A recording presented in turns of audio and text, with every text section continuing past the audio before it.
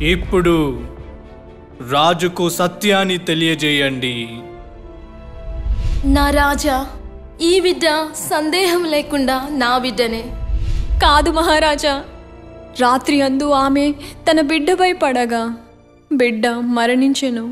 నేను నిద్రలో ఉండగా నా ప్రక్క నుండి నా బిడ్డను తీసుకొని చనిపోయిన తన బిడ్డను నా కౌగిట ఉంచెను. కాదు, అబద్ధమాటుటకు నీకెంత ధైర్యం? నా రాజా, బ్రతికియున్న బిడ్డ నా బిడ్డ, మరియు చనిపోయిన బిడ్డ ఆమెది.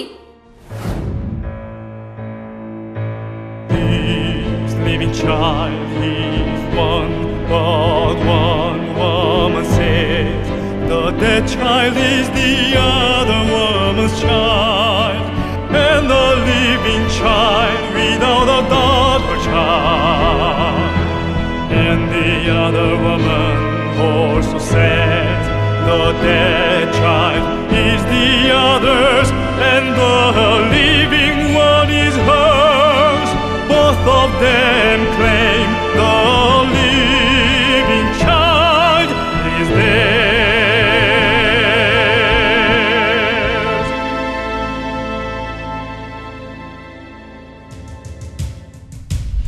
అయితే ఇది అనివార్యమైనది. వినండి, కత్తిని తీసుకురండి.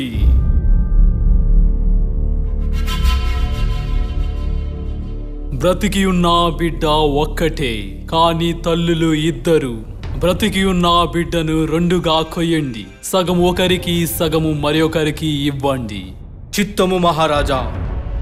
మీరేమంటున్నారు? బిడ్డను రెండుగా కొయ్యవలనా? వద్దు, దయచేసి వద్దు, వద్దు, నా బిడ్డ.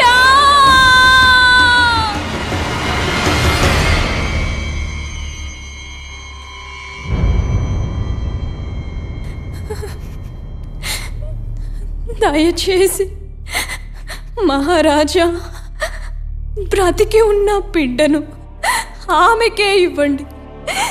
బిడ్డను చంపకండి. లేదు నా రాజా, రెండుగా కొయ్యండి.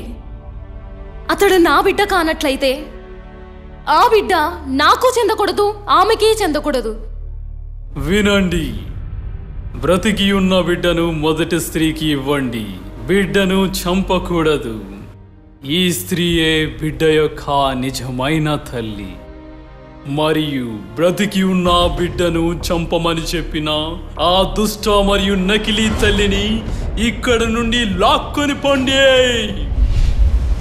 లేదు నా రాజా, అతడు నా బిడ్డ. రాజా, అతడు నా బిడ్డ, అతడు నా బిడ్డ. మీ బిడ్డను మీ కౌగిట తీసుకోండి. దేని గురించి చింతించక ప్రశాంతంగా ఇంటికి తిరిగి వెళ్ళండి.